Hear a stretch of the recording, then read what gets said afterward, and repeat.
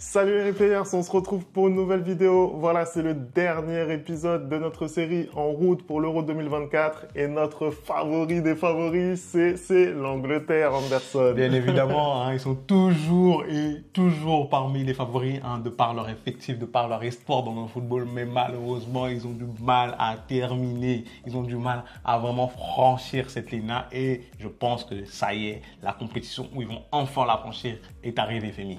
Allez, on va analyser ça tout de suite. C'est parti, on y va.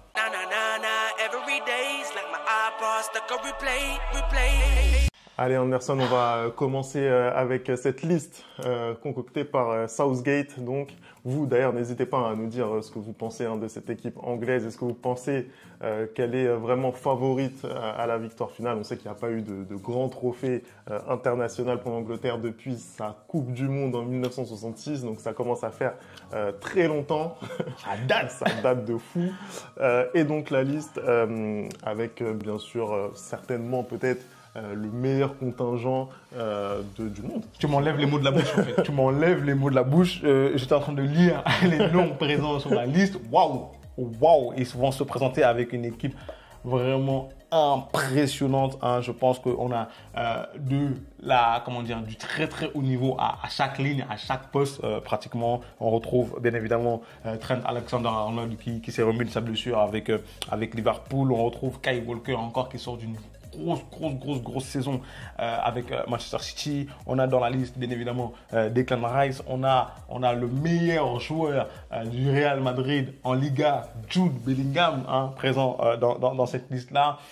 On a aussi des jeunes très prometteurs, notamment Cole Palmer, qui a fait débat sur cette chaîne durant les awards. Cole Palmer qui se retrouve également dans la liste. On a, je pense que le jeune le plus prometteur sûrement d'Angleterre, à savoir Phil Foden aussi qui est dans la liste. Et bien évidemment, on a en attaque le goléador parmi les goléadors, le soulier d'or européen, à savoir Harry Kane. La liste est juste impressionnante. C'est-à-dire que tu as vraiment de la qualité partout. Je n'ai même pas parlé des Conor Gallagher qui vont se retrouver certainement remplaçants. Je ne sais pas comment tu peux avoir une équipe comme ça où Conor Gallagher est remplaçant. On a des Oli Watkins aussi, Ivan Toney. Le groupe en lui-même est impressionnant. Et quand on voit que dans ce groupe-là, il y a des absents, des gros noms, je vais te laisser parler tout de suite, qui sont absents, tu te dis vraiment que c'est une génération dorée. C'est incroyable. Tu regardes les noms qui ne sont pas dans cette liste et tu te dis effectivement il y a un énorme potentiel. Le premier d'entre eux, bien sûr, c'est Marcus Rashford. Rashford qui a eu qui fait les frais aussi de la saison très compliquée collective de Manchester United. On rappelle que c'est en tout cas le pire classement depuis l'ère de la Première Ligue pour cette équipe mancunienne. Donc c'est très compliqué. Il y a bien entendu le cas Ben White qui fait débat puisque on sait très bien qu'il n'a pas forcément envie de venir en sélection avec un statut un petit peu moindre par rapport à ses collègues arrière droit. Donc ça aussi c'est un cas qui fait énormément parler. Pas de Jordan Henderson qui est revenu en Europe, qui n'a pas réussi à obtenir son billet pour l'Euro. On peut aussi parler du contingent de Chelsea également avec notamment Sterling qui n'est pas dans cette liste. On peut parler de Colwill qui n'est pas là également. James qui a eu une saison tronquée par les blessures. Chilwell aussi. Et qui a vu Malo Gusto lui passer devant. Tu peux parler de Chilwell également. Donc voilà, ça fait beaucoup d'absents. Et puis il y a cette affaire autour de Jack Grealish, puisqu'on sait très bien que Southgate avait fait une pré-liste de 33 noms. Il en a squeezé 7 du coup pour n'en garder que 26. Et parmi ces absents-là, on retrouve Jack Grealish. Et ça, c'est vrai que ça a énormément fait débat. Les joueurs eux-mêmes n'ont pas compris en fait pourquoi Grealish n'était pas dans cette liste. Harry Maguire, lui, a été retiré pour cause de blessure. On a également Maddison de Tottenham qui n'est pas finalement dans cette liste définitive. Et du coup, ça interroge vraiment la gestion qu'a Southgate de cet effectif, parce que au final, on se rend compte qu'il y a quand même quelques cas personnels où tu as l'impression que finalement, il n'a pas la mainmise sur son groupe. On a parlé voilà, de la mainmise de Didier Deschamps sur son groupe. Et c'est vrai que Southgate, il a maintenant cette épine dans le pied où voilà, il y a les cas personnels qui prennent un petit peu le pas sur la cohérence, j'ai envie de dire, et la cohésion collective. On peut également parler aussi du cas Bukayo Saka qui fait énormément débat puisque voilà, on sait très bien que là il y a eu cette défaite face à l'Islande. On le tient dans les médias britanniques pour responsable. On se demande encore pourquoi. Écoute, c'est les médias britanniques, hein, tu l'as dit. Je comprends pas comment quelqu'un peut rentrer dans un match et faire moins de 30 minutes et être en couverture de absolument tous les médias anglais. C'est une honte. Hein. D'ailleurs, Sir Lewis Hamilton a réagi, a fait un post là-dessus. Merci beaucoup parce que encore une fois de plus, je suis désolé, on va dire les termes, c'est du racisme. Et je pense que sur cette chaîne, on va faire une vidéo là-dessus parce que ça commence un peu à bien faire parce qu'il y a déjà eu l'épisode durant l'Euro où ils avaient raté des pénaltys et voilà, ils se sont mangés une vague extraordinaire de racisme. C'est pas normal. Saka, qui rentre dans le match. Il y avait déjà 1-0, hein.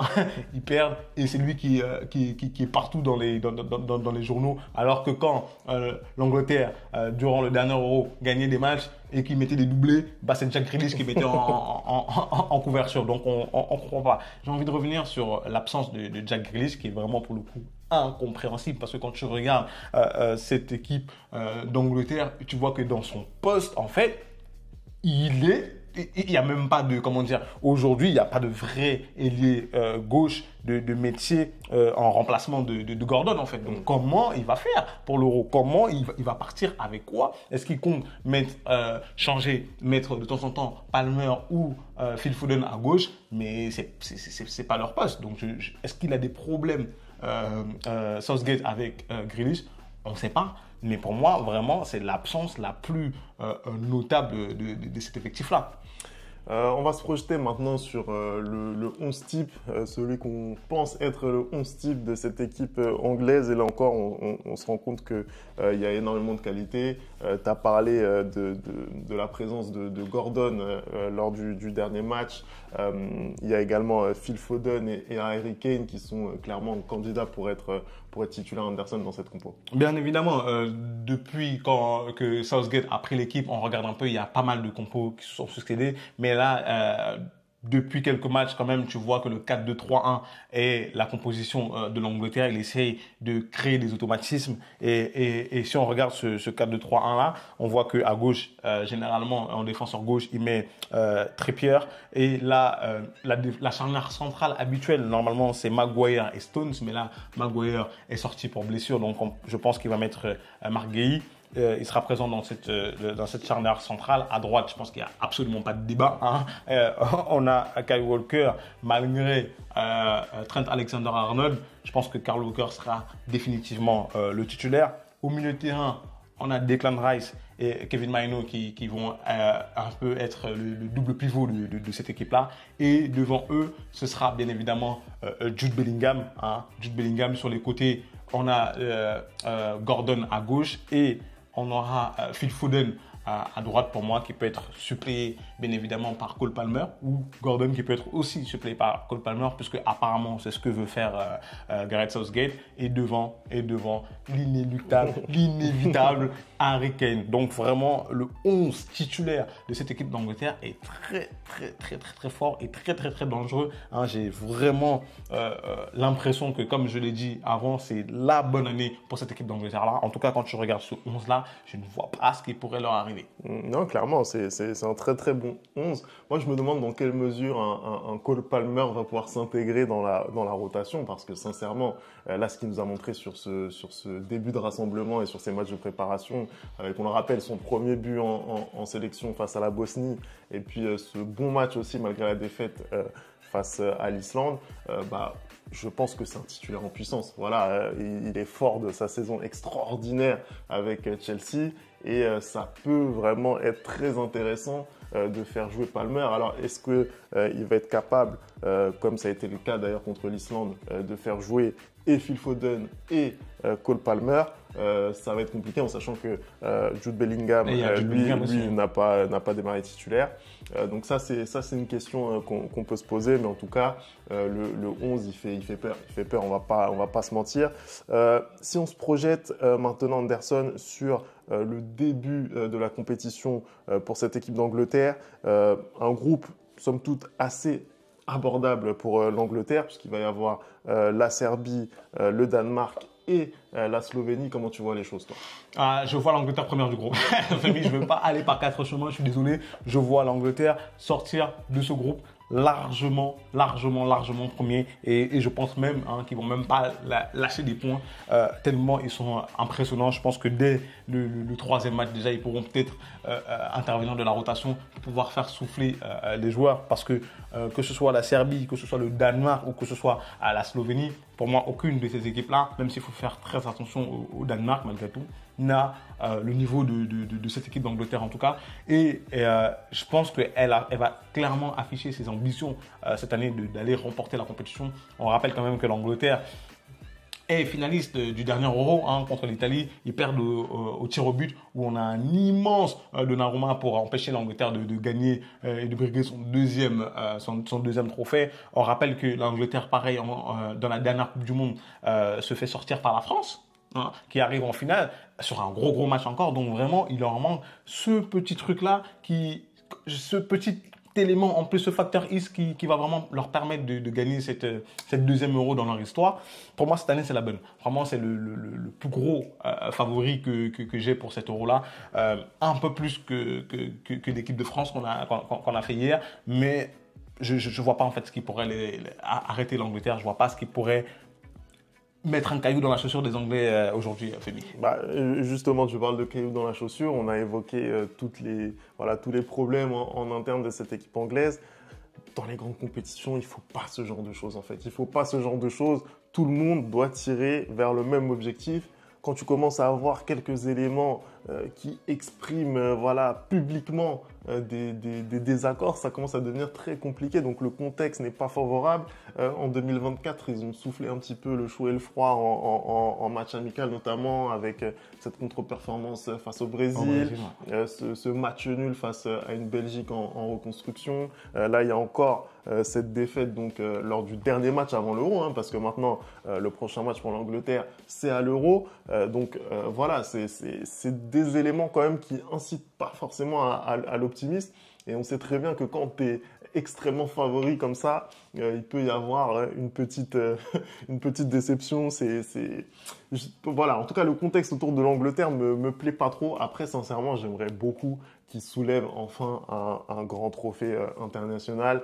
Ça fait très très longtemps qu'ils attendent ça. Et moi, personnellement, en tant que suiveur de football, j'aimerais vraiment voir ça. Après, sur cette poule-là, effectivement, on peut penser qu'il n'y a pas de danger pour l'Angleterre. On en a parlé du fait que les meilleurs troisièmes seront également qualifiés. Donc, il faudrait vraiment un accident industriel pour ne pas sortir de cette poule pour l'Angleterre. Selon toi, maintenant, quel est le joueur pour toi à même de faire basculer cette épopée anglaise qui se profile? Autant pour les autres équipes, c'était un peu plus facile. Autant pour cette équipe d'Angleterre, c'est très très compliqué tellement il y a des talents. Tu as Jude Bellingham dans l'effectif, tu as du Phil Foden dans l'effectif, tu as du Harry Kane dans l'effectif, tu as potentiellement du Cole Palmer aussi dans l'effectif.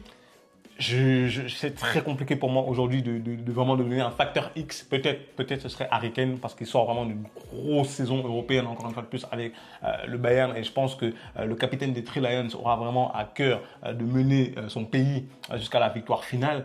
Mais je pense qu'il ne faut pas négliger non plus un Phil Foden qui vient de faire encore une grosse saison avec le Manchester City, même si en Angleterre il a un peu plus de mal. Pareil, il ne faut pas négliger un Jude Bellingham qui aura peut-être aussi dans un coin de sa tête le ballon d'or, parce que là la saison en club avec le Real elle est remplie. Il ne manque plus que la saison avec l'Angleterre. S'il fait un gros Euro, pour moi il est favori au ballon d'or au même titre que Vinicius Junior. Donc si je dois donner un nom, je dirais Harry Kane, mais c'est vraiment parce que je dois choisir. Voilà. Écoute, c'est vrai qu'il y a tellement de talent dans cette équipe que c'est difficile de sortir un nom. Moi, tu me connais, Anderson, hein. Qui dit grande compétition, dit grand gardien, je répète à chaque fois. Et aujourd'hui, je ne peux pas dire que l'Angleterre dispose d'un grand gardien. En la personne. En la personne de Pickford. On sait que voilà, Pickford, ça a été le titulaire de cette équipe d'Angleterre lors des dernières compétitions. On a vu également lors de l'Islande Aaron Ramsdale jouer. Donc voilà. Est-ce qu'il est meilleur? Est-ce qu'il est meilleur? Est-ce qu'il est meilleur? Bah, c'est compliqué pour lui. On lui a pris sa place. On lui a pris sa place, il est remplaçant. Donc effectivement, venir postuler à une place de titulaire en sélection alors que tu n'as pas été titulaire lors de cette saison en club, ça paraît compliqué. Mais en tout cas, que ce soit l'un ou l'autre, pour moi, c'est pas forcément l'assurance tout risque.